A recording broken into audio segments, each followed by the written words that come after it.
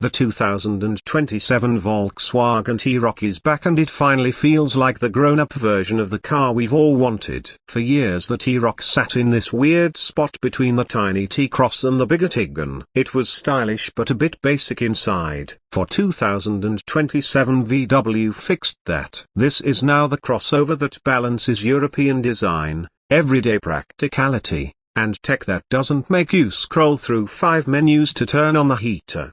First, the looks. VW calls it clean performance, and it shows. The 2027 T-Roc ditches the fake vents and busy lines from before. The front gets a slimmer LED light bar that runs across the grille with IQ.Light matrix headlights on higher trims. The hood is flatter and the fenders are more muscular. At the rear you now get a full-width taillight with animated indicators and a new R-line bumper that actually looks sporty instead of just plastic. New colors like anemone blue, metallic and king's red stand out, and the 18 and 19-inch wheels fill the arches way better. It's still clearly a T-Roc, but now it looks 20k more expensive than it is. Inside is the biggest upgrade. VW listened to complaints about cheap plastics and too many touch sliders. The 2027 cabin uses soft touch materials on the dash and doors, and the build quality feels Tiggon level now. The centerpiece is a new 15-inch infotainment screen running VW's latest MIB 4.5 software. It's fast,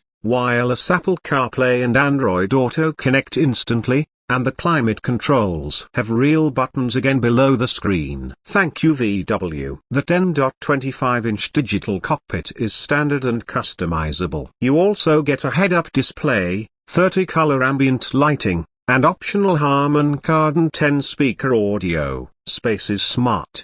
5 adults fit fine. Rear legroom is up 25 mm, and the trunk is now 445 liters. Fold the seats and you get 1,290 liters. There are 7 USB-C ports and wireless charging that doesn't overheat your phone. Engines depend on your market, but the core lineup makes sense. The base is a 1.5 TSI Evo 2 turbo 4-cylinder with 148 horsepower and a 7-speed DSG. It's smooth and returns around 6.1 liters per 100 kilometers. The big news is the new 1.5 TSI eHybrid plug-in. It pairs the 1.5 turbo with an electric motor for 201 horsepower combined and a 19.2 kilowatt-hours battery. VW claims 120 kilometers of electric range WLTP and 0.9 liters per 100 kilometers combined. Charging at 50 kilowatts DC takes it from 10 to 80% in 25 minutes,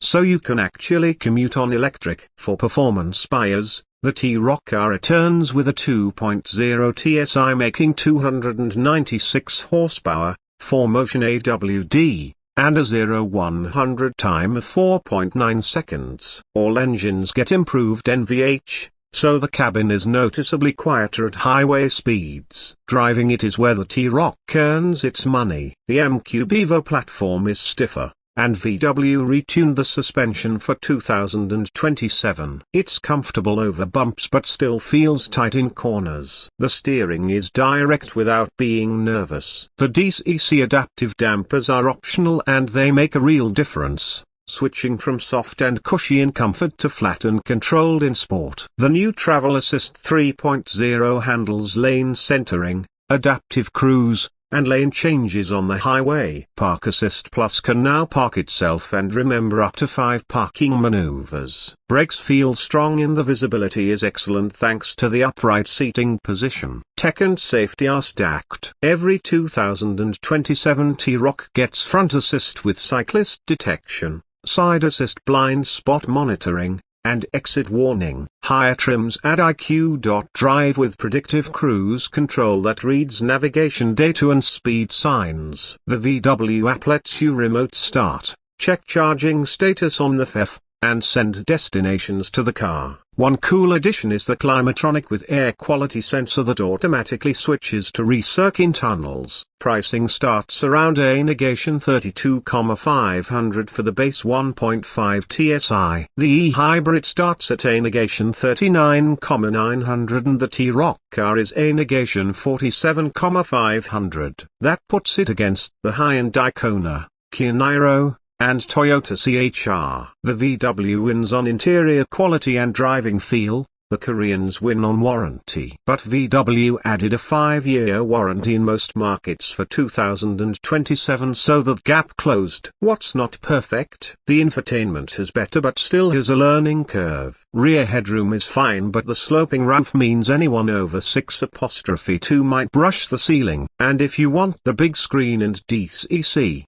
you have to go A-line or higher. After a week and 800 kilometers in the 2027 T-Roc eHybrid, it's clear who this car is for. People who want something smaller than a Tigran but don't want to sacrifice tech, comfort, or fuel economy.